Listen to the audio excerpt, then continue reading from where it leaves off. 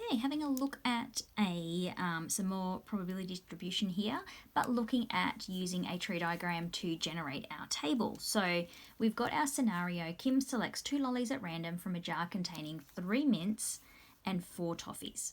Find the probability for the number of mints that she selects. So we can draw a tree diagram of what's happening. So on her first selection, she can choose a mint or a toffee lolly. Now, her probability of getting a mint is going to be 3 out of 7, and her probability of getting a toffee lolly is going to be 4 out of 7. Then when she makes her next selection, so if she got a mint on the first one, we now only have 2 mints left in the jar. And that means we also only have 6 lollies left in the jar. For our toffee, we still have the original 4, but it's going to be out of 6.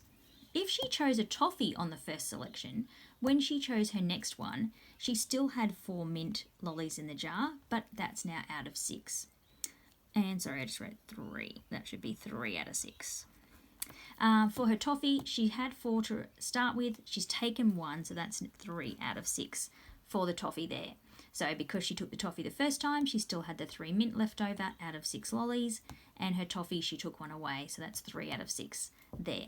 We can then go through and do our combinations, and we've got toffee mint and toffee there. And to calculate the probabilities of those, we're grabbing those 2 fractions. So mint would be 3 on 7 times 2 on 6. Mint toffee would be the 3 on 7 times 4 on 6. The toffee mint would be 4 on 7 times 3 on 6. And then the 4 on 7 times 3 on 6 for the toffee. When we go through that, we can then simplify that. So if I've got 3 on 7 times basically a third, I'm going to get 1 on 7. The 3 and the 4 on 7 times a half will be the 2 on 7. This one will be 2 on 7 as well. And then we've got our 3 on 7 times 4 on 6. If you're not sure how to do your fractions, remember that you can use that fraction mode on your calculator. On mine, I don't have the specific notation up above that button there, but I can do alpha and press the xt theta n, and it brings up that fraction on my calculator. So I can do the 3 on 7, and then I can multiply it by 4 on 6. So I can do that fraction on my calculator, and I get 2 on 7 as my answer. So then I can always double check that that is going to add up to 1. So I've got 2, 4, 6, 7 over 7. I know that's equal to 1.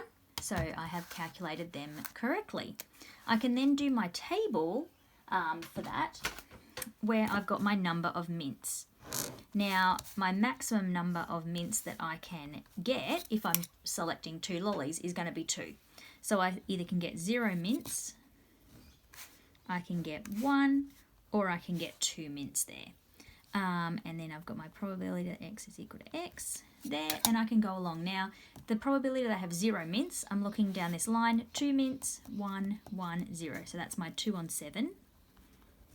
For 1, I'm going to have to add these 2 together because each of these have 1 mint in the combination. So 2 on 7 plus 2 on 7 is 4 on 7, and then my 2 is the 1 on 7, and I know that that adds to 1. In the next video, I'm going to go through that expected value and standard deviation for a probability distribution.